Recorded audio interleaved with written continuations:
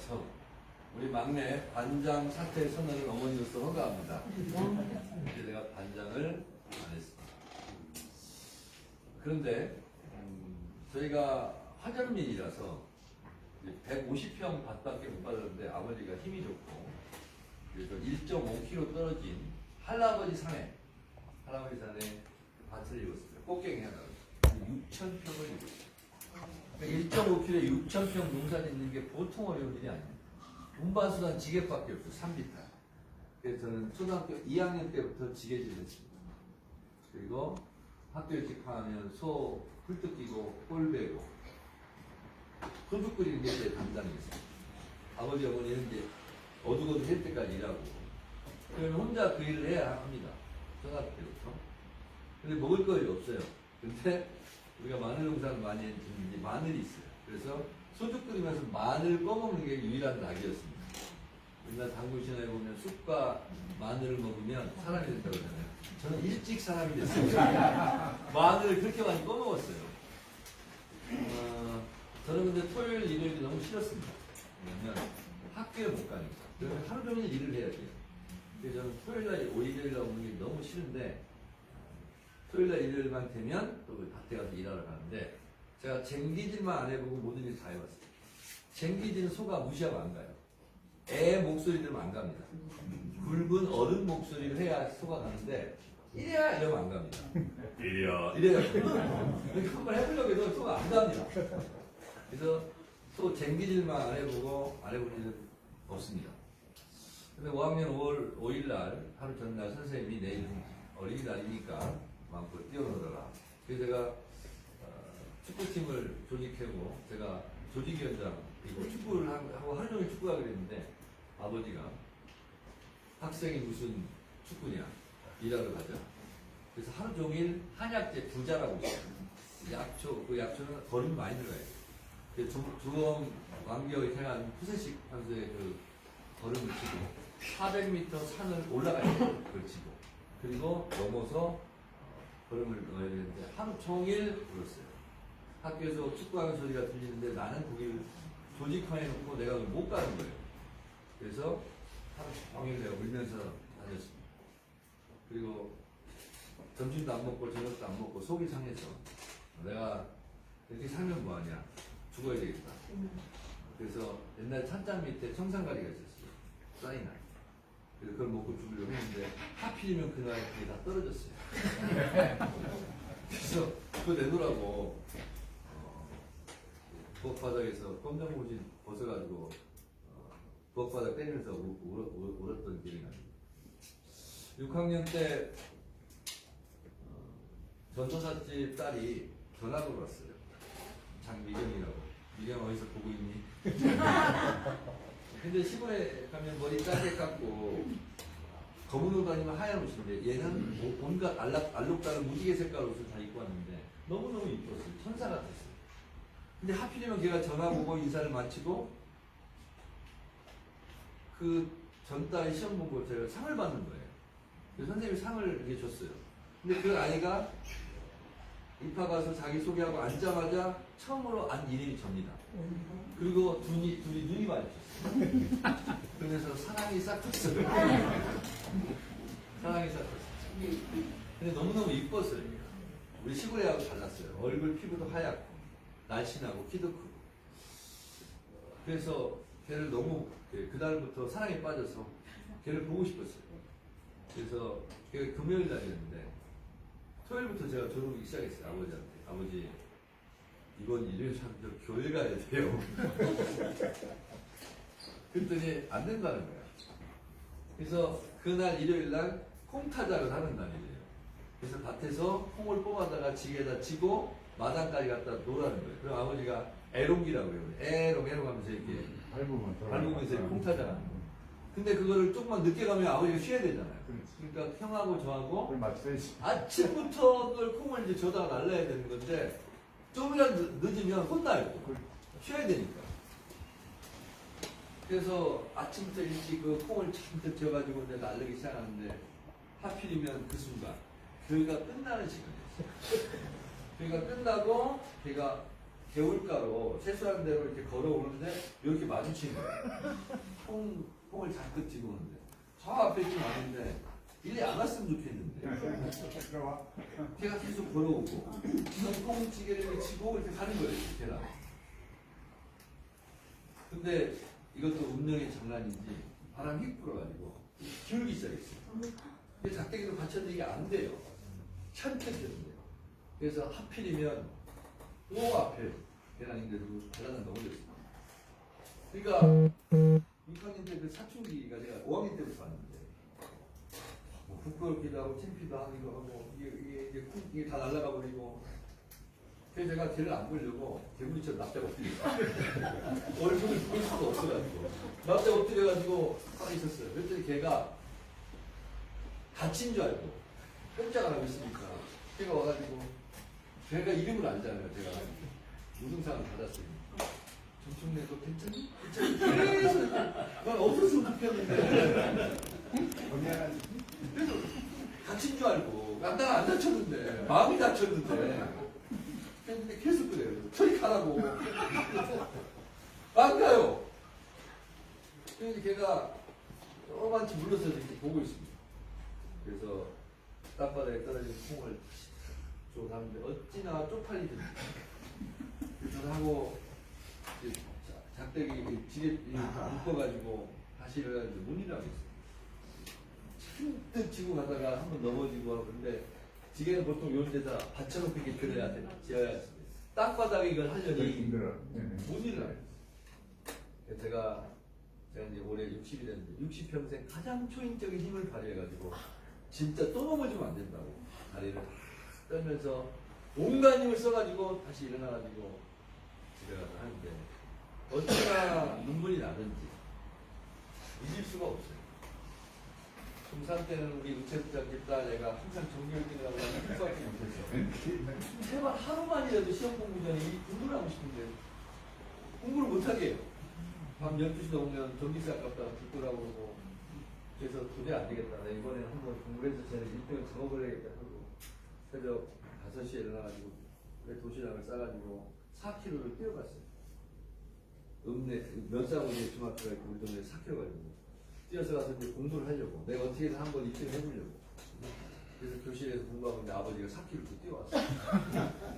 뛰어가지고 공부하고 이제 뒤를 딱 잡더니 학생이 무슨 공부냐 일을 해야 먹고 살지 그래서 끌려가서 하는 거예요.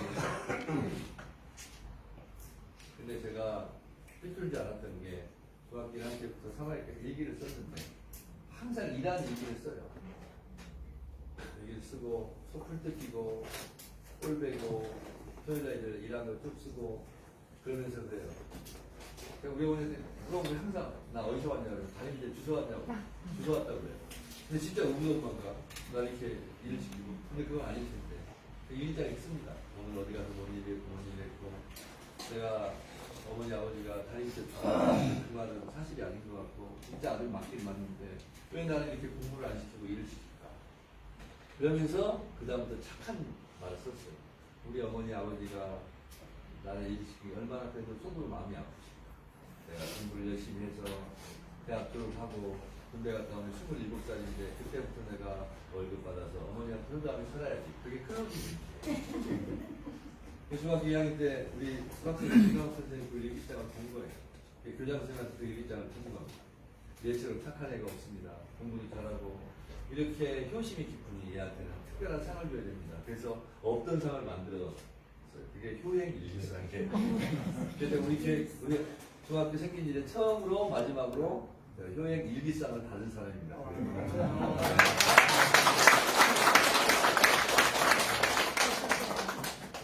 어쩌지 해서 이제 저희 동네는 공고, 상고, 농고 가는 게 꿈이에요. 여자애들은 초등학교만 졸업하면 공장으로 나가고 남자들 중학교만 못 가는 애들이 있고 고등학교는 많이 안 가고 막 그랬어요. 상고로 말이에요. 저는 근데 세상에 우리 동네가 생긴 이래 수백 년 만에 제가 처음으로 서울에 있는 대학을 간 겁니다. 저희 동네는 서울에 있는 대학 갔다고 길게 말하지 않습니다. 아이고 양님들 막내 서울대 갔대요. 서울에 있는 대학. 동네 막내 얼마나 좋았겠어요. 서로. 그래서 아이고 이제 그 집 이제 고생 끝났다고, 걱정 끝났다고. 근데 서울에 가서 학생운동하면서 수배를 갔어. 그리고 경찰이 집에 없는 줄 알면서 잡으러 갑니다. 동네를 다 들쑤시는 거예요. 그러면 우리 동네 사람들이 아버지 만나면 아이고 자네 막내는 이제 끝났어. 빨간 줄 올랐는데 취직도 못하고 이제 큰일 났어. 그래서 속이 얼마나 상했겠어. 그러다가 제가 소파 이런 데서 자니까 너무 허리가 아파서 제가 온돌방에 지지면 자겠다고 연합집회 3,000명을 하는데 그 틈에 끼어서 밖으로 나갔는데 수락지를 거기 껴가지고 나왔어. 지를 밟혀가지고 후배 자취방에서 새벽 1시에 그 후배가 박시영 TV의 박시영이에요. 걔네 자취방에 잡혔어요. 근데 어디로 끌려가는지는 알아야 되잖아요. 고개를 들어서 공고창으로 열려가는데 뒤에서 누가 목을 때렸는데 목을 풀 수가 없어요. 목이 꺾여가지고. 그래서 혁기 풀고 바람으로 수건 문을 가린 채 4시간 걸렸어요. 노란 장판이었던 기억이 나는 거예요. 그러면 발길로 이만 탁 차면 벌레당 까져가지고 촥 미끄러가지고 벽에 부딪힐 때까지 미끄러집니다. 이쪽에 내리면 이쪽으로 들어가면서 머리를 짚고 이쪽으로 가면 이쪽으로 머리를 짚고 4시간 동안을 공연 폭행을 하게 되는데 제가 그래도 이렇게 똑바로 서고 당당하게 살 수 있는 것은 그때 기가 안 꺾여서 그랬어요. 제가 아프다고 울지 않기, 그만 때려달라고 빌지 않기, 그리고 또 때리라고 엉금엉금 기와서 방 가운데 앉아있기, 이거를 4시간을 반복했어요. 그러니까 4시간을 때리더니 그만 때리더라고요. 그래서 제가 지금은 175에 73kg. 이성곤도 몸매가 좋지만 저도 몸매가 우리 집사람은 또 백화점 가서 양복 사자고 여성분들이 그렇게 부러워합니다. 아이고 사모님, 의원님이 아무 옷이 안 남아요. 근데 그때 52kg 나왔어요. 뼈만 남고 눈만 살아있어요. 그렇게 하고 징역을 살고 나왔습니다. 석 달간 사니까 노태우 대통령이 다 풀어줬어요. 근데 광주청문회 오해까지 기억나시죠? 노무현 대통령이 그때 날렸던 거예요. 청문회에서. 그러니까 변두환을 백담사를 보내고 학생들 다 풀어주고 유아책으로 했습니다. 그래서 석방됐다는 뉴스를 듣고 어머니가 인천에 있는 누나 아파트에 와 계신데 거기를 갔어요. 그래서 아파트 문을 열고 어머니한테 인사드리려고 했더니 똑같이 신발 벗지 마. 6.25 때 아버지한테 했던 말을 똑같이 하시더라고요. 신발을 못 벗고 서 있으니까 어머니가 쟁반에다 생두부, 두모를 가지고 와서 이걸 먹어야 된다. 한 모금 먹었는데 두 모 때는 힘듭니다. 그래서 어머니가 감개투입을 시키더라고요. 그 두모를 다 먹으니까 그때서야 끌어안고 우시더라고요. 이유는 2번 다시 감옥 가지 말아요. 그래서 한 번 아니라 2번을 가는 거예요. 그 다음에 또 징역했습니다. 이 대사관들 정보를 분석 사건을 가지고 농축산물 수입 개방 압력에 굴하지 마라. 노태우가 10월 15일 날 미국 가는데 우리 13일 날 거기를 찾아가서 사모님이 좀 아시는 거 같아요. 네? 누가 그때 저희는 징역 10년 막 이렇게 생각하고 왔어요. 유성군은 그건 안 했죠.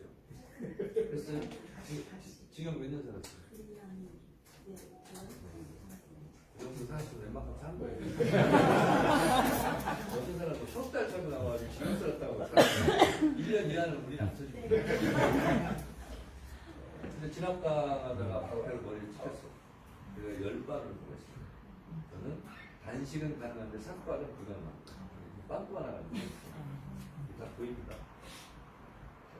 그러니까 남대문 경찰서에 끌려갔는데 경찰이 왜 너 뒤가 왜 그러냐 보니까 피가 떠밀어가지고 핏가루가 있잖아. 뒤에 남대문 뒤에 지금 한동병원이라고 있어요. 거기 가서 엑스레이를 찍었는데 의사 선생님 말이 지금도 잊혀지지가 않습니다. 머리를 다쳤는데 머리는 정상이다. 그래서 이제 압박 상태로 감아줬어요. 미라처럼. 그래서 그게 이제 남뉴스에 나왔나 봐요. 그러니까 우리 형수가 집에 가서 일주일간 테레비를 껐어요. 근데 우리 어머니가 굉장히 축이 빠르죠. 수업도 안 오지? 수업때 나오니까 며느리 앉혀놓고 이실 듣고 해라. 그래서 우리 형수가 막내 소방님 지금 서울구치소에 있다고. 그 다음날 면회를 왔어요. 근데 제가 지금 2년을 살면서도 평범하게 살지 않았어요. 옥중 투쟁 위원장. 살아서 어려운 재수자들을 많이 보살폈어요. 그러니까 돈이 없어서 변호사를 못 사면 국선 변호사를 해주는데 수행합니다. 항소에서 탄원서 써주는 데가 사법 대소소 방이었을 거예요. 그래서 한 100명도 써줬습니다. 그래서 무기력 받으면 15년을 감형되기도 하고 그렇게 살았는데요. 그러니까 이제 교도소장하고도 면담도 자주 하고 그러다 보니까 옥중 투쟁위원장 어머니가 면회를 왔으니까 특별 면회를 시켜줬어요. 그래서 손잡고 1시간 면회를 했습니다. 그리고 우리 어머니가 55분간을 울기만 하셔요. 교도관이 적을 게 없습니다. 크크크크만 흐느끼는. 그러니까 교도관이 시간 다 됐어요. 어머니 무슨 말씀이라도 하셔야 돼요. 그러니까 우리 어머니가 벌써 일어나시더니 막내야 삼시세끼는 꼬박꼬박 챙겨 먹어라. 나 간다. 그러면서 보안과 앞마당을 걸어 나가십니다. 근데 저 걸어 나가시는데 저는 한번 뒤돌아보면 인사드리려고 우리 서 있는데 우리 어머니가 출창문을 딱 잡더니 잠깐 생각하더니 그냥 나가셨어요. 그리고 저는 2년 형이 확정돼가지고 2년밖에 내가 징역을 안 받았단 말이야. 너무 즐거워서 휘바람을 불면서 목포 교수로 이감을 가서 또 셀프로 옥중 투쟁위원장을 제가 임명하고 옥중 투쟁위원장으로 또 목포에서 열심히 바쁘게 굉장히 스케줄이 많습니다. 그런데 저보다 4살 많은 게 형이 결혼식 척척자를 보냐. 너 나오면 결혼식 올리려고 했는데 2년은 못 기다리겠다. 결혼식을 올리기로 했다. 근데 이제 거기까지 좋았는데 추우심 어머니가 못 고르시다. 어머니가 매일같이 걷게 해달라고 애원하시다. 너 나올 날만 기다리겠다. 저 면회하고 충격받아서 3일 후에 도라지밭에서 쓰러졌어요. 그때 제가 일주일 동안 밥도 못 먹고 너무 죄책감이 들어가지고 그랬는데 지금은 다 살고 만기출소에서 나와보니 어머니가 몸이 너무 작아져 있더라고요. 말라니까. 그래서 우리 어머니가 별명이 변호사입니다. 모르는 거 빼고 다 알아요. 학벌을 부르겠어요. 그러더니 그래요. 막내야, 포천에 있는 할렐루야 기도원에 가면 안전뱅이도 다름잡게 하고 넌 봉사도 안경 안 끼고 세상을 훤하게 본단다. 내가 꼭 가자는 건 아니다. 우리 어머니를 모시고 포천 할렐루야 기도원에 갔습니다. 근데 제가 그때는 예술 믿지 않았기 때문에 착하게 살아야 우리 어머니 병이 낫겠다 생각해서 정말 착하게 살았습니다.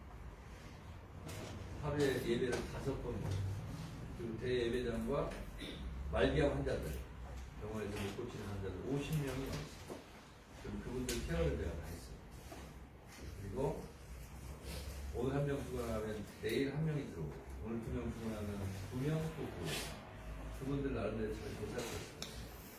그 젊은 사람이 와가지고 봉사를 많이 하니까 그분들이 이제 고마웠던지 감사 표현을 하는 것은 식판에서 밥 한 술 떠가지고 이제 넣어주는 거예요. 그러면 우리 어머니가 그거 못 먹게 해요. 먹지 말라고 막 얼굴로 막 표정으로 그 먹지만 왜 먹냐고. 근데 어떻게 안 먹습니까? 다 먹습니다. 그럼 엄마 옆에 가면 엄마가 꼬집고 난리가 나요.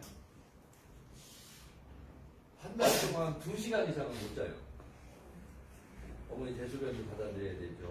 또 말기암 환자들도 케어도 해야 되죠. 또 빈 시간에는 꽃갱이 들고 삽 들고 운동장 오르는 작업도 해야 되죠. 그래서 한 달 만에 제가 11kg가 빠졌어요. 그러니까 어머니가 한 달쯤 지났을 때 나 살자고 너 죽이겠다고. 엄마는 안 걸어도 집에 가자. 그래서 집으로 와서 그 다음부터 한 번도 걷게 해달라고 안 했어요. 장병이 현재 없다고 큰 며느리 작은 며느리가 있는데 기간이 정해져 있잖아요. 6개월에 한 번씩 옮기고. 근데 딱 그게 못 맞출 수 있잖아요. 그러면 이제 큰 소리가 나요. 옆방에서 제가 들었어요. 안 들어야 될 소리를 들었는데, 그런 지금 발휘합니다. 그럴 수 있잖아요. 근데 어머니 얼굴 보기도 그렇고, 그래서 조용히 집을 나와서 서대전역까지 울면서 갔어요. 그리고 서대전역에서 기차를 타고 서울로 올라가면서 제가 다짐을 했습니다. 매주는 못 내려와도 2주에 한 번씩은 내려와서 저희 어머니를 좀 간병을 해야 되겠다. 2주에 한 번씩 2년간 내려와서 그러는데, 제가 내려가면 우리 어머니가 그렇게 얼굴 표정이 좋아요. 며느리보다 아들이 더 가깝잖아요. 그러니까 제가 내려가면 큰 소리로 우리 어머니가 이러는 이제 큰 며느리, 작은 며느리, 손주, 손녀딸 안 들어도 된다! 막내 왔다! 이렇게 얘기를 해요. 그럼 제가 어머니하고 1박 2일 자면서 대소변 받아내고, 그리고 수건 이렇게 짜가지고 어머니 몸 닦아드리고, 옷도 이렇게 입혀드리고, 그러면 그렇게 좋아하셔요. 그래서 저는 그런 게 있나 봐요. 피는 진짜 물보다 진해요. 아시죠? 아무리 며느리는 며느리 뿐이에요. 아들은 아들일 뿐이고. 그런 거 있거든요, 진짜로. 근데 하루는 큰형님한테 전화가 왔어요. 어머니가 오래 못 버틸 것 같다. 그래서 내가 마포에서 대전까지 1시간 10분 만에 인종 못 보면 어쩌나 하고 달려갔더니 마지막으로 우리 어머니가 위인 스토프를 끌어 올리셨어요. 그리고 제가 이렇게 눈굴까지 이렇게 보는데 제 눈동자를 좌우로 한 번, 위아래로 한 번, 제 눈동자와 눈동자가 정면으로 이렇게 마주쳤을 때 그대로 눈을 뜨고 돌아가셨어요. 저는 초등학교 때부터 지금까지 존경하는 인물을 쓰라 그러면 링컨, 세종대왕 이렇게 안 씁니다. 박순분 이렇게 씁니다. 우리 어머니.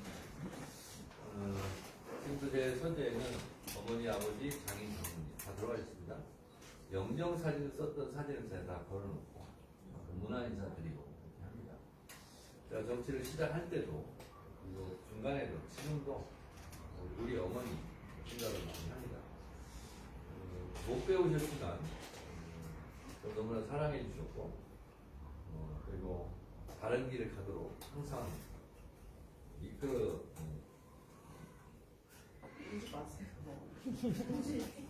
네, 됐습니다. 아까 저기 제주도에서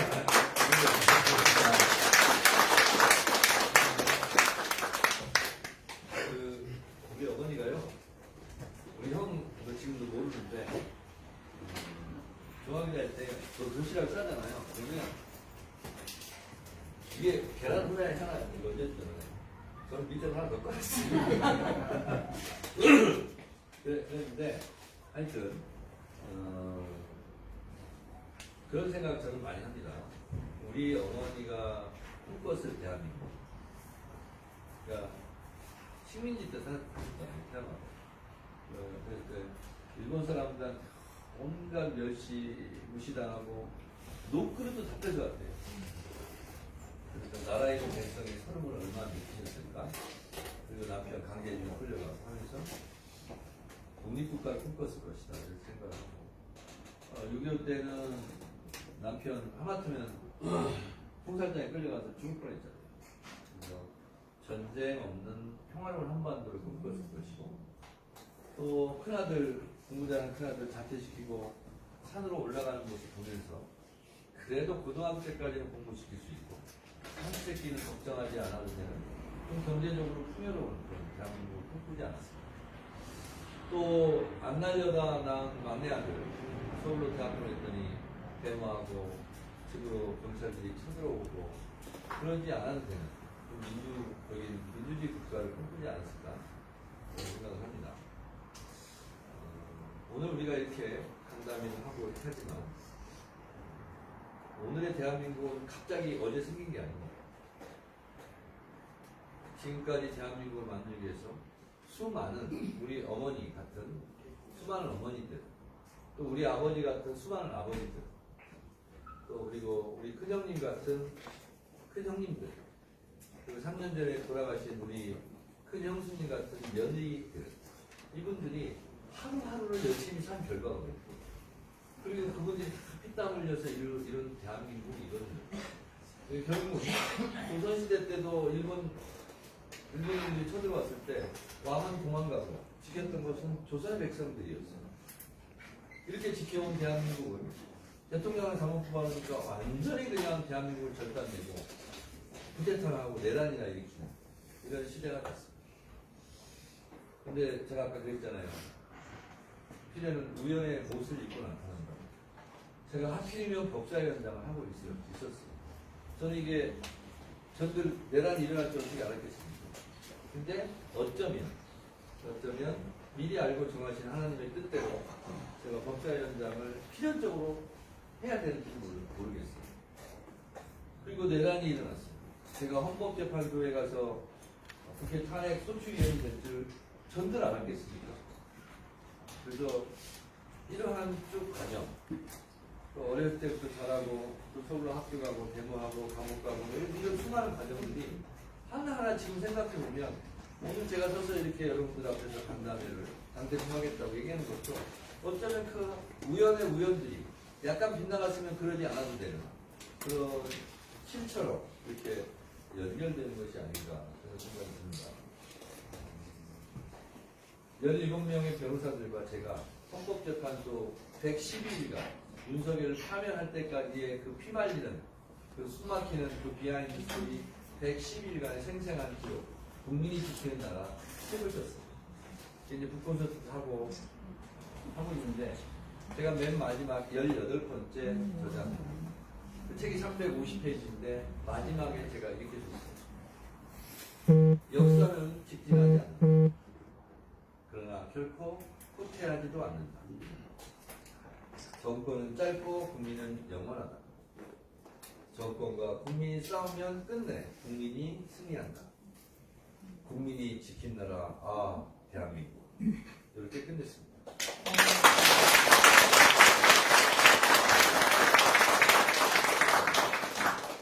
우리의 대한민국은 우리 주인이 국민이고 대한민국을 지킨 것도 권력자들이 아니고 이런 민족, 대한민국의 국민들이었고 오늘 사삼공원에 가서 제가 방명록에 국가의 이름으로 사삼영령들을 추모 선양하겠습니다. 이렇게 쓰고 왔습니다. 국가의 권력자들이 힘들었던 반민족인 그런 왜곡된 역사들을 바로잡고자 피 흘려 한자 한자 쓴 것이 헌법이고 그리고 피로 지켜온 것이 민주주의입니다. 그래서 피청구의 대통령 윤석열을 파면한다. 앞에 있는 문장을 제가 소개해 드리도록 하겠습니다. 대통령을 파면함으로써 발생할 수 있는 국가적 손실보다 헌법수호의 이익이 압도적으로 크다고 인정되므로 피청구인 대통령 윤석열을 파면한다. 이렇게 나와 있습니다. 그리고 그 파면 선고 있고 나서 제가 밖으로 나와서 기자들 앞에서 이렇게 얘기를 합니다. 민주주의의 적을 민주주의의 힘으로 물리쳐진 국민 여러분께 깊이 감사드립니다. 헌법의 적을 헌법으로 물리쳐진 헌법재판관들께 감사드립니다. 이렇게 했습니다. 우리가 지켜온 민주주의, 우리가 피로 잉크상을 한자 한자 쓴 지금의 헌법이 없었다면 우리는 다 죽었습니다. 저는 이 세상 사람이 아니에요. 근데 지금의 헌법만이 국민들의 뜻대로 만든 헌법입니다. 그 이전엔 독재자들이 자기 정권 유지하려고 다 만든 장난질 치는 놀이개, 장난감이었어요. 근데 87년 6월 항쟁을 통해서 지금의 헌법을 만드는 거예요. 87년 6월 항쟁은 5.18 민주화운동이 있었기 때문에 87년 6월 항쟁이 있었고 그래서 우리가 지금의 헌법을 만들면서 대통령의 국회 해산권을 삭제해버렸어요. 만약에 지금 우리가 만든 헌법이 없었다면 윤석열이 내란 일으키기 전에 국회부터 해산했을 거예요. 그러면 국회의원들은 이걸 해제할 수 있는 권한이 없어지는 겁니다. 그러니까 지금의 헌법이 있었기 때문에 내란을 우리가 막을 수 있었는데 지금의 헌법을 누가 만들었느냐? 그 서슬퍼런 전두환을 물리치고 우리가 6월 항쟁을 통해서 만든 거예요. 그 6월 항쟁은 5.18이 없었으면 불가능했던 거예요. 그 5.18은 직전에 부마 항쟁이 없었으면 불가능했어요. 그 부마 항쟁은 60년 4.19가 없었으면 불가능했어요. 그리고 따지고 보면 그 6월 4.19 혁명은 4.3이 없었으면 불가능했어. 그 4.3은 또 어디로부터 시작되느냐? 1894년 가보 농민혁명부터 시작됩니다. 1894년이 대한민국 민주주의 1년입니다. 왕권을 부정하고 백성이 나라의 주인이라고 선언한 동학농민혁명 정신이야말로 민주주의가 시작된 첫 번째 해입니다. 그래서 1894년부터 민주주의의 맹아가 싹이 터서 오늘 여기까지 오는 과정 속에서 지금의 헌법과 지금의 민주주의를 만들려고 우리 어머니도 노력했고 우리 아버지도 노력했다는 사실을 잊어서는 안 되겠고, 이제 어렵게 우리가 정권을 잡았고 이재명 대통령 정부가 탄생했습니다. 그러면 어떻게 해서든지 이것을 성공시켜야 되고, 그리고 가장 큰 성공은 다음 민주정부를 다시 우리가 만드는 일입니다. 그래서 정권은 당의 정권입니다. 당의 출신의 대통령이고, 그러면 민주당은 어떻게 할 것인가? 이 상황에서 그래도 정말 속도감 있게 가보면 하지 않고 강력한 개혁 당대표로 개혁을 빨리 해야 된다. 검찰개혁, 언론개혁, 사법개혁을 해야 그게 고속도로를 까는 일이고, 그래야 이재명 정부의 자동차가 크기를 달릴 수 있지 않겠는가. 그래서 싸움은 정청래가 할 테니 일은 대통령이 하시라.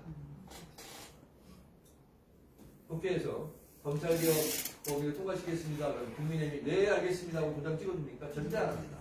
결국 싸우게 돼 있어요. 근데 대통령이 싸울 수는 없잖아요. 그래서 정당, 국회는 싸우는 것입니다. 팔러먼트란 뜻이 무슨 뜻이냐? 빨리야 플러스 먼트란 뜻입니다. 빨리야는 시끄럽게 떠든다는 뜻이고요. 먼트는 플레이스, 장소라는 뜻이에요. 원래 의회가 영국에 시작된 때 팔러먼트는 시끄럽게 떠들고 싸우는 곳 이런 뜻입니다. 근데 왜 시끄럽게 떠드는 장소라고 부정적인 용어를 썼느냐? 그렇지 않습니다. 그 이전에는 칼로 싸웠어요. 칼로 싸워서 자기의 의사를, 목숨을 상대방을 거두면서 관철했어요. 제발 그러지 말아라. 칼로 사람 찔러 죽이지 말고 말로 싸워라 이겁니다. 이게 의회의 시작입니다. 그래서 기본적으로 국회는 어떤 법을 만들려면 충돌하게 되고 싸울 수밖에 없는데 그걸 대통령한테 시킬 수는 없다.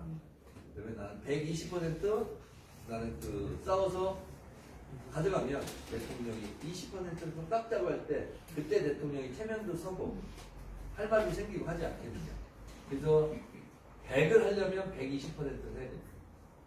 그래서 그런 속도 조절이라는 것은 대통령 보고 하시고 대통령 보고 얼굴 내시라고. 그래서 협치, 안정, 통합 이런 꽃과 열매는 대통령한테 드리고 저는 굳은 일을 하겠다. 강력한 개혁과 개혁을 하겠다. 이렇게 말씀드립니다.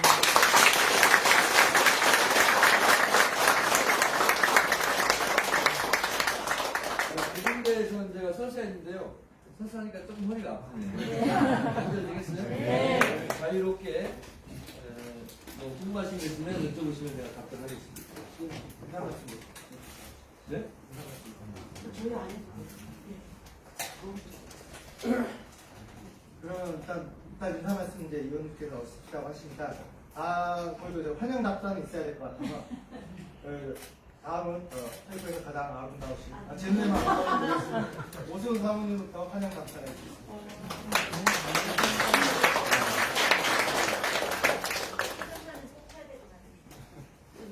TV 보고 계신 것 같아요.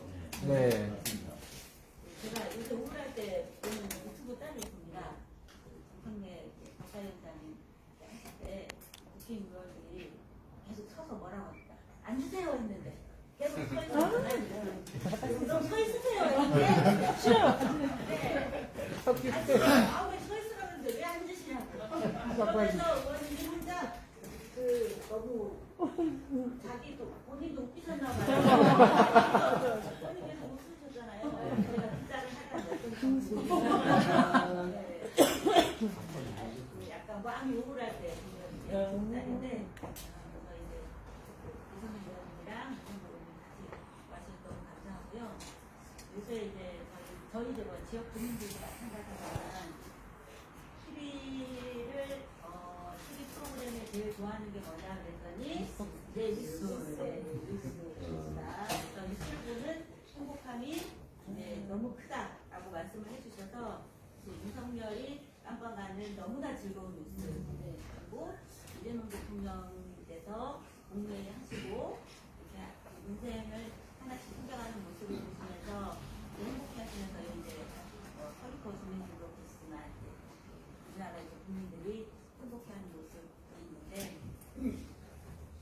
그 가운데서 열심히 이제 정말 계속부터 고생을 해주신 저희 김은혜 의원님을 비롯해서 여러분들이 너무 많이 고생을 많이 하시고 계세요. 그리고 저희 남편 역시 그 국정기획위원회 들어가서 제주도를 못 오고 있거든요.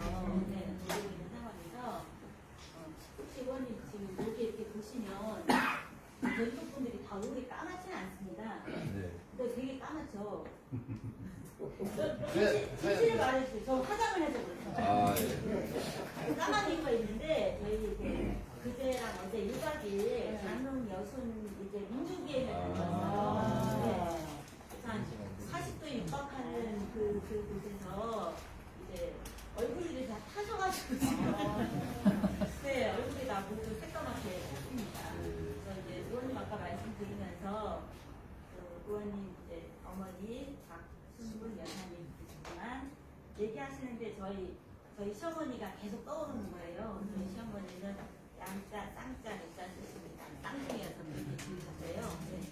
저희 어머니도 장흥 대리에서 한국에 넘어서 단산이 있는 저희 아버지한테 시집을 가셔가지고 저희 남편도 제일 어머니인데 왔다 갔다 할머니 댁 갔다가 밤에 엄마 아빠 있는 집에 갔다가 이러다가 저희 어머니 아버지는 진짜 먹고 살 게 없어서 제주도로 이사를 오셨거든요. 그래서 저희 이제 남편 고향이자 여순 사건에 이제 중심지인 장흥이란 순천을 다녀왔는데요. 이제 바로 다음날 의원님 오셔가지고 사실 저희가 뜻깊은 자리가 마련된 것 같고 이제 저는 항상 저희 이제 친구들이나 이제 모임 가면 막 말합니다. 이렇게 TV에 막宣伝하잖아요. 뭐 배치한 사이다 무슨 스프라이트 뭐 어쩌고 하는데 제일 유명한 사이다는 청래 사이다.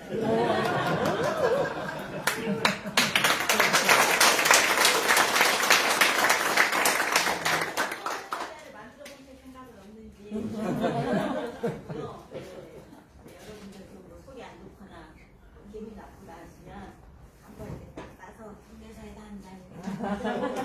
우리 더운 날은 좀 날씨 있었으면 좋겠고 안 좋게 술 마셔서 너무 많이 고생이 많으신데 많은 이렇게 응원과 힘 주시면 감사하겠습니다.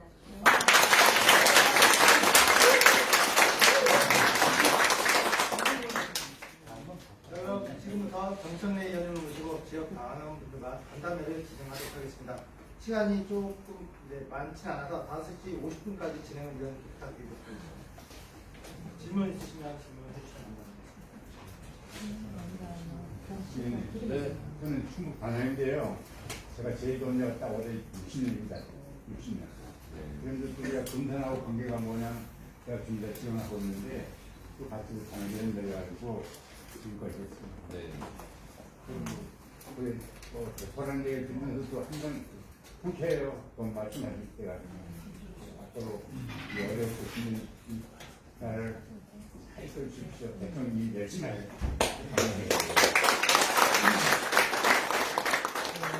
붙여서 저도 한마디 하겠습니다. 저는 성담포입니다. 아까 나는 교육 바뀐 줄 알았어요.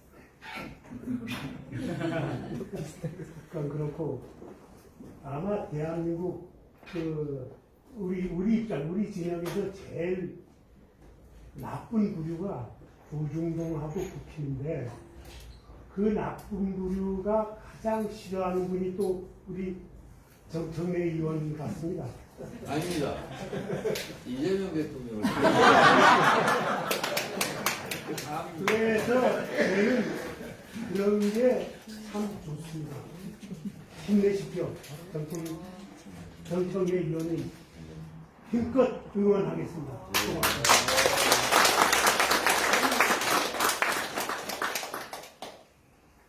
질문이 없으시면 제가 질문할게요. 제가 질문하겠습니다. 네.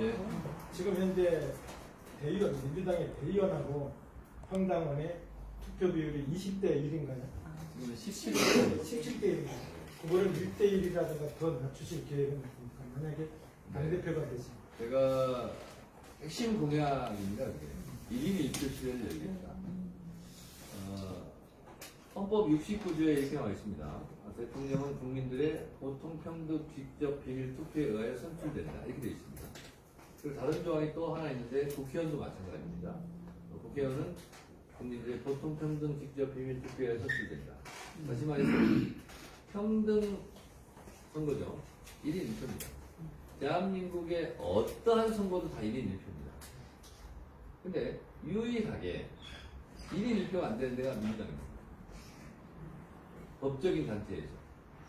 산악회 회장을 뽑는데도 1인 1표입니다. 근데 민주당만 지금 1인 1표가 아니에요. 그래서 권리당은 한 표, 중앙대의원, 전국대의원은 17표입니다. 이게 말이 됩니까? 자, 그런데 여기 서귀포도 전국대의원이 45명 정도 되죠. 왜 45명을 했냐면 버스 한 대 기준으로 45명을 했습니다. 옛날에 서울 잠실제과에서 하면 버스 한 대를 가야 돼요. 그게 45명입니다. 왜 그랬느냐? 경상도는 취약지역이에요. 이렇게 대의원을 우대해주지 않으면 대의원조차 할 사람이 없었다는 거예요. 그래서 대의원 시켜줄 테니 표를 이렇게 일반 당원들 많이 줄 테니 대의원 좀 해주세요. 이렇게 했던 거예요. 그래서 그때 시작한 것이 3, 40년 전입니다. 지금 세상이 바뀌었어요. 지금 직접 민주주의가 가능할 정도로 온라인 투표 다 합니다. 그래서 이제는 이것을 바꿀 때가 됐다. 그래서 대표도 한 표, 국회의원도 한 표, 대의원도 한 표, 당원도 한 표의 시대를 만들어야 된다. 이거 부끄러운 일입니다. 자, 그런데 이거를 원래 대의원이 전당대회에서 45%까지 했었어요. 이걸 15% 낮춘 게 이재명 대표 체제에서 우리가 노력해서 낮춘 거예요. 그런데 저도 국회의원이지만, 여기도 국회의원 있지만, 국회의원들이 이걸 놓고 싶지 않아 합니다. 왜냐면, 예전에, 지금 17표잖아요. 예전에는 100표였어요. 대의원 한 명이. 권리당 100명이 찍는데, 대의원 한 표 찍으면 그냥 100표였어요. 진짜로. 100표일 때가 있었습니다. 그러면, 4,500 곱하기 100. 그럼 몇 표가 되는 거예요? 100 곱하기 45. 몇 표죠 이게? 4,500표. 최고는 1인 2표잖아요. 그럼 이게 40표예요. 국회의원 한 명이 10,000표의 영향력을 가지고 있어요. 당원 한 표인데. 그게 국회의원 중심의 정당이었던 거예요. 그래서 제가 국회의원들한테 미움받을 용기를 내고 있는 겁니다. 국회의원들한테 가지고 있는 좀 권한이 있다면 그거 내놔라. 당원들한테 더 돌려줘라. 그래서 제가 1인 1표를 주장하는 거고, 이 얘기를 제가 10수년부터 좀 하고 있습니다. 솔직하게 말씀드리면 국회의원들이 저 별로 안 좋아합니다. 진짜입니다. 나라의 주인이 국민이든 당의 주인은 국회의원의 정당이 아니고 당원의 정당이고. 그래서 미움 받더라도 제가 주장합니다.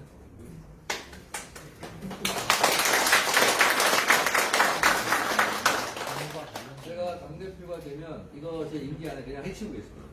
이거 빨리 해야 돼요. 그리고 국민의힘도 1인 1표입니다. 근데 국민의힘보다 더 민주적인 정당이라는 곳에서 1인 1표를 못할 이유가 뭐가 있습니까? 이것도 이재명 대표 때 하려고 했어요. 근데 국회의원들이 반발해가지고 못한 겁니다. 그러면 1대 20 미만으로 하자. 1대 15로 하자.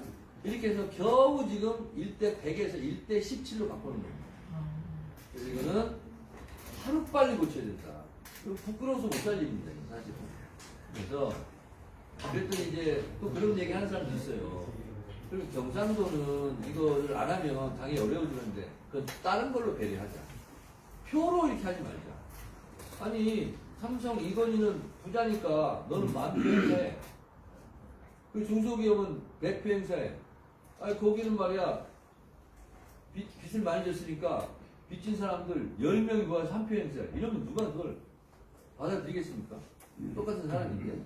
그래서 민주당도 회의원도 권리당원도 국회의원도 똑같은 사람이에요. 그러면 1표씩만 행사하는 걸로. 그렇게 얼른 바꾸겠습니다.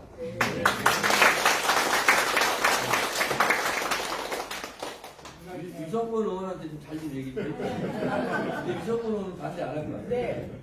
올바르게 전화했습니다. 한 가지만 드리겠습니다. 제주에는 이제 제주 해녀가 독특한 문화와 어업을 갖고 있어서 세계 무형문화유산 또 국가어업유산으로 이제 문제가 되어 있습니다. 제주의 해녀들이 독도에 출항을 했을 때 독도 무형수리대가 1953년 4월부터 1956년 12월 30일까지 독도 무형수리대가 독도를 수호하는 역할을 했습니다. 그 역할을 할 때 경기가 없어서 독도 어장을 독도 무형수리대에서 주면서 독도 어장에서 나는 미역을 팔아서 생계를 유지하라고 했었습니다. 근데 그 생계를 유지하려고 하니까 제주의 해녀들이 독도 어장에 출항을 하게 됐습니다.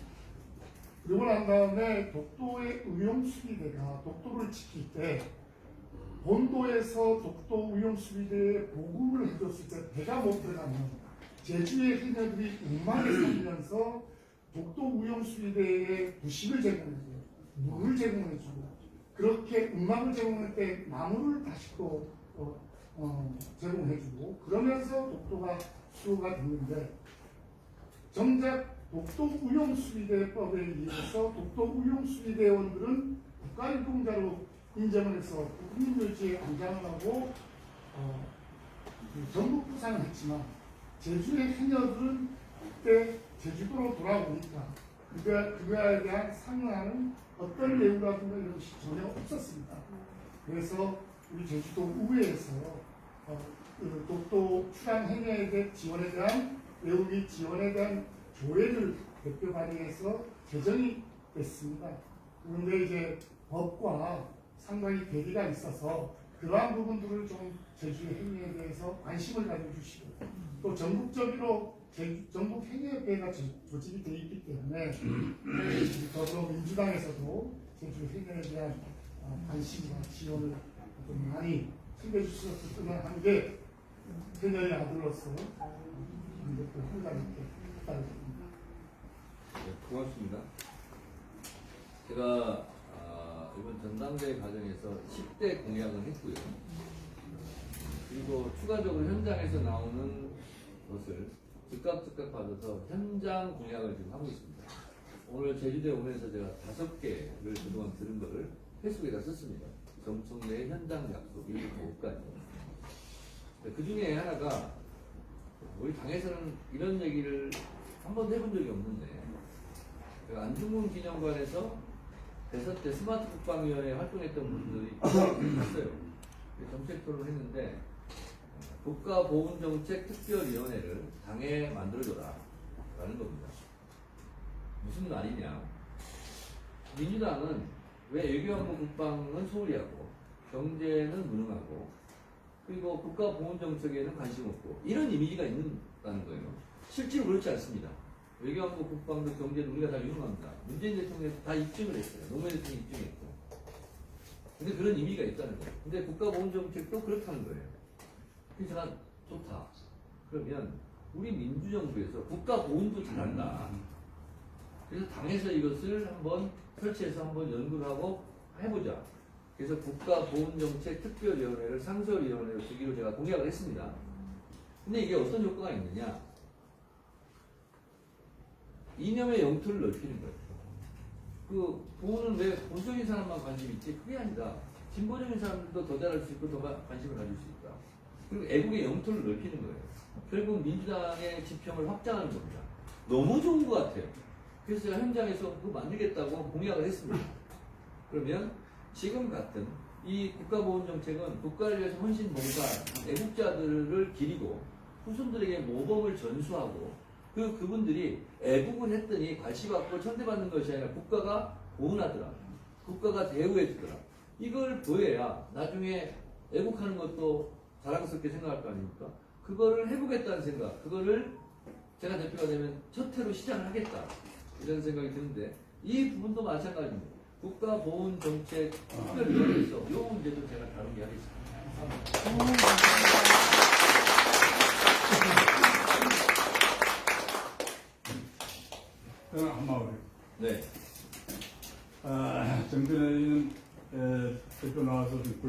그렇습니다. 법사위원 하면서 진짜 고생 많았습니다. 우리가 보고 느끼고 참 우리 민주당 당원들 전체 또 보는 데마다 텔레비전 보면서도 야 언제는 어떻게 나올 것이 어떻게 돌아갈 것인가 굉장히 마음에 쓰는 과정이 엄청나게 많습니다. 그러나 이 과정에 대해서는 정청래 법사위원장님이 그 고생을 그런 것이 아니더라면 오늘 우리 민주당이 어떻게 되겠냐. 오늘에서 민주당 국민의힘은 그냥 사거리 정부는 다 끝날 정도로 이길 수 없습니다. 그리고 이긴 과정에서 또 우리는 또 이거 힘을 또 다 모였기 때문에 우리는 정말 힘을 다 합쳤기 때문에 이긴 거, 이긴 거 아닙니까? 그래서 나는 그렇습니다. 지금 생각하면 우리 민주당이 되는 과정에서 시도별로보다 쭉 해가지고 굉장히 어렵게 지금 밑바닥에서 참 어렵게 고생하고 한해진 그래서 정말로 농민들도 참 힘차게 우리 전체 국민들이 모르는 그 어려운 그 봉사하는 사람들이 많습니다. 이것을 만약에 이장님 좀 펼쳐진다면 전체 시도별로 한번 하나의 행정으로라도 한번 밝혀서 그 사람들 한 시도에 한 두 사람씩이라도 모여가지고 한번 우리 민주당에서 그 고생하는 분들 다 와가지고 모여가지고 한 10,000원을 주고 또 그 사람의 힘을 도와주고 또 그 사람의 남들이 볼 때는 참 민주당이 국민의힘들은 전혀 생각도 안 해준 과정을 우리 민주당을 하고 있구나. 그 어려운 과정 지금 밑바닥에서 하는 과정을 남들이 다 보고 있지 않습니까? 그러면 우리 제주도에서 만약에 경험할 때 참 신나게 없는 생각치다 했던 아무 생각도 못했던 과정을 다 뽑아가지고 초청내가지고 박수 주고 상장 포장 주고 이런 과정을 한번 먼저 우리가 민주당이 먼저 해야 되잖아요. 그럼 지금 이제 지도자들도 그 봉사하는 지도자들이 완전히 많습니다. 이제 자, 힘을 해서 자기 좀 돈을 다 풀어가면서 했던 사람들 많았고 그 옛날에 그 했던 사람들도 만약에 찾아서 그 다음부터 일을 해주고 고생한 걸 좀 하나 칭찬해준다면 우리 또 한번 또 국민의힘도 먼저 나가가는 우리 민주당이 되지 않겠느냐. 그냥 그래서 하고 오늘 우리는 지금 난 그러겠습니다. 지금 오늘 전체를 그 고생만큼 우리 됐으니까 우리 정말 설부 전체 모였던 과정이나 제주도 전체 모였던 과정에서 생각할 때는 우리 전청래와 우리 마음이 한 마음이다. 우리 전체. 난 그래서 그런 얘기를 하고 있습니다. 전청래와 오늘 현재 유성문 의원이 안 계시지만 우리와 한 마음이 돼서 정말로 앞으로 힘을 써주게끔 만들어서 또 이런 과정을 또 이루어졌어. 오늘 우리가 이런 과정을 이루어졌으면 좋겠다는 걸 생각합니다.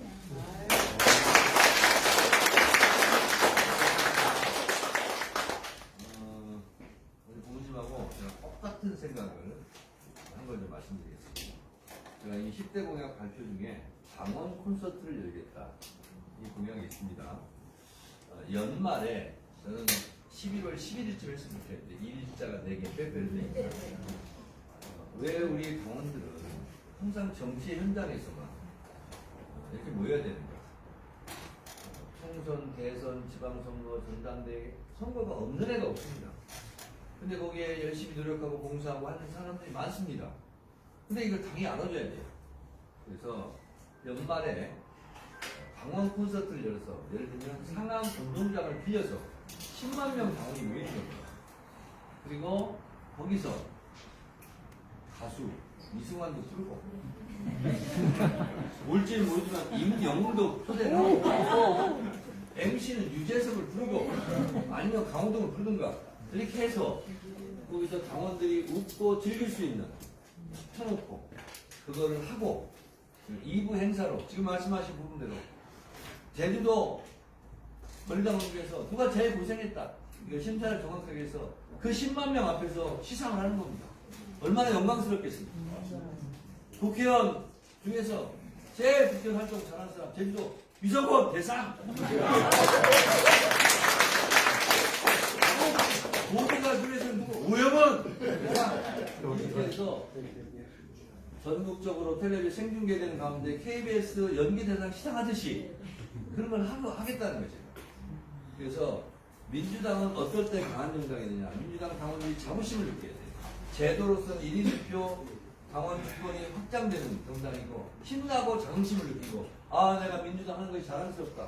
그래서 민주당 제가 당원증도 만들려고 무슨 KBS MC 가면 또 파란 줄에다가 이렇게 하고 다니잖아요. 민주당이 자랑스러운 그거 하고 다닐 거 아니에요. 나 민주당이야 파란색으로 이렇게 당원증 들고 다니고 그래서 그런 하루쯤은 우리 당원 주권 데이 이렇게 해가지고 콘서트도 열고 거기서 많은 사람이 모이면 그만큼 힘이 나요. 그래서 왜 임용만 상암구장을 빌려서 10만 공연합니까? 우리는 왜 못합니까? 할 수 있어요. 그래서 제가 당대표가 되면 제가 당원 콘서트 준비위원회를 만들어서 그걸 하겠다 이렇게 말씀을 드리고 그리고 말씀하신 대로 아까 또 무슨 말씀하셨죠? 요 얘기로 답변이 됐습니다. 네. 오늘 전체 모든 입장에서 시민들은 다 시도별로 있잖아요, 시도별. 저 밑바닥에서 고생하고 또 밑바닥에서 책임자들이 있는 사람들이 자기 정말 헌신 봉사하는 사람들 이런 사람들 추려가지고 네. 또 전체적으로 하는 거 아니다. 하여튼 우리 제주도에서는 만약에 지금 서귀포 제주시제 제주시장 있으면 양쪽에 그 두 사람을 뽑든가 네. 모두 그 사람들을 한번 당대표로서 다 초청해가지고 전체 초청해가지고 또 표창 상시도 올려주고 또 대통령 또 표창 상시도 올려주고서 그 사람에서 최고 잘하는 것에 대해서 대통령이 또 만약에 대통령이 다 초청해가지고 대통령이 안에서 가서 초청해가지고 하여튼 나누고 나서 고생했다면 실질적으로 제일 밑바닥에 아무도 생각지 안 했던 사람들이 이번 대통령이 나오니까 이런 사람을 추려가지고 그러니까 전청래가 대표가 되니까 다 이렇게 돼 있다. 이런 가슴이 이루어져야 역시 정치인이구나 이런 생각이 들 수 있겠네요. 궁금하시는데 제가 법사위원장 할 때 마음에 드셨어요? 네. 네. 속사정을 제가 좀 말씀드리겠습니다. 법사위는 법사위뿐만 있는 게 아니라 모든 상임법이 다 올라옵니다. 그러면 내일 오전 10시에 법사위 열린다. 그럼 저는 그 법을 오늘 하루 전에 미리 공부합니다. 그래서 이걸 통과시킬 거, 계류시킬 거, 이거 통과 안 시킬 거 미리 다 구분합니다. 그리고 행정실장이 이제 진행 시나리오를 써줍니다. 근데 위원장으로서 한 말씀 드리겠습니다. 하는 부분은 안 써요. 못 써요. 저만 볼 때는 써요. 그러면 그 진행을 하면서 예상되는 게 있어요. 국민님이 이때 이런 걸로 반대하고 이렇게 반대할 거면 그걸 제가 미리 법을 다 써놓습니다. 볼텐데. 그래서 그걸로 딱딱 받아치는 거예요. 그래서 법사위를 한번 열려면 미리미리 이렇게 준비를 하고 꼼꼼하고 치밀하게 준비를 하고 해서 갑자기 제가 무슨 천재도 아니고 아무튼 하는 게 아니고 미리 준비를 꼼꼼하게 한다라는 말씀을 드립니다. 이 이유는 저 정청래 생각하면 맨날 과격하고 그냥 맨날 즉흥적으로 하는 것처럼 보이지만 실제로는 그렇지 않습니다. 노력을 많이 해야 됩니다. 그래서 저희 집사람이라고 저희 남편하고 무조건 칭찬하진 않고 칭찬 잘 안 해요. 인색적인데 우리 사람이 요즘 하는 말이 있습니다. 당신은 뭘 하든 그렇게 열심히 안 돼요. 저는 잠자는 시간 빼놓고는 다 일합니다. 저는 잘 때도 머리맡에 가스페이저를 틀어놓든 새날을 틀어놓든 들으면서 잡니다. 아침에 일어나자마자 뉴스가 뭐가 나는지 검색합니다. 그래서 하루 종일 운전을 하고 그리고 SNS도 제가 제일 많이 합니다. 오전에 써준 하나도 없어요. 제가 직접 합니다. 그리고 이번 대선 때 제가 광주전남 가가지고 얼마나 열심히 하면 국민의힘 빨간 옷 입은 사람들도 거기 와서 춤을 추겠습니다. 그걸 봤습니다. 그리고 제가 개인적으로 이재명 대통령 빨리 국회의원을 그만두게 되겠다. 대통령을 보내야 되겠다. 그래서 개인적인 욕심 목표 하나 있었어요. 이재명 국회의원이 없어져야 대통령을 빨리 가셔야 제가 유튜브 구독자를 1위 합니다. 6개월 300명 중에 이제 드디어 1등이 됐습니다.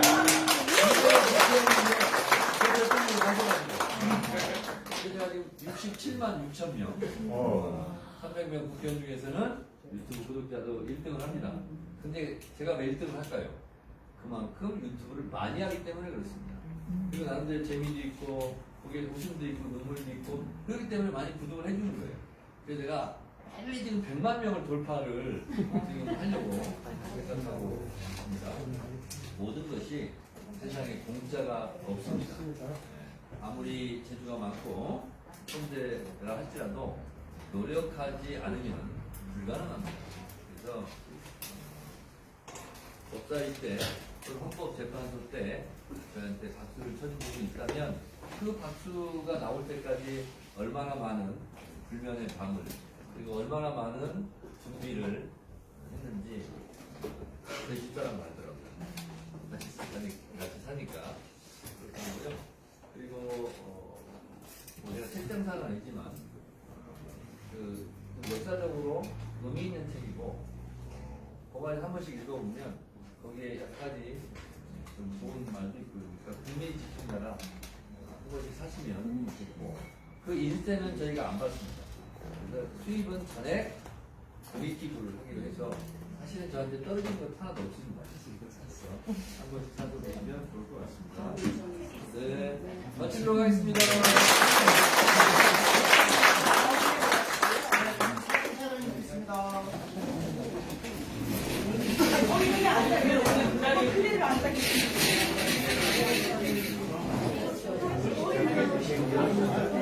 이렇게 앉으시면 됩니다.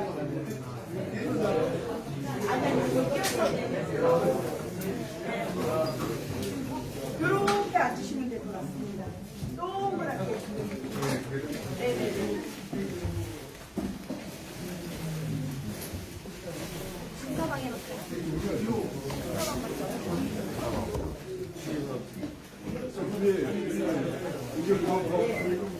그리고 말씀드리면 단체 사진 찍고요. 혹시 내년에 출마를 하시거나 그러실 분 있으면 개인으로도 사진 찍으실 거니까 어디 가서 앉으시면 돼요. 아니 저기 회장님하고 요 사이에 한 자리 한 자리가 네 요렇게 가운데 네네네 제가 뒤로 갈게요. 아니, 괜찮아요 앉아 계세요. 부모님 앉아 계세요. 가운데로 모여주셔야 돼요. 네네네. 가운데로 모여주셔야 됩니다.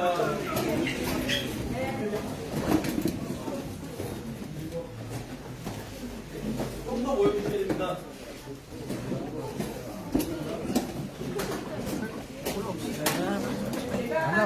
정청래로 화이팅 해주세요. 정청래! 이성군! 제주시!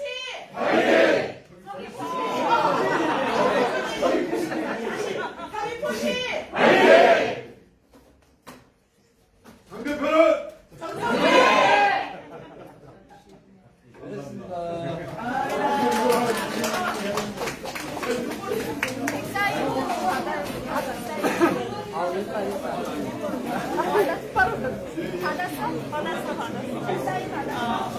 책 사인 받으시고 나가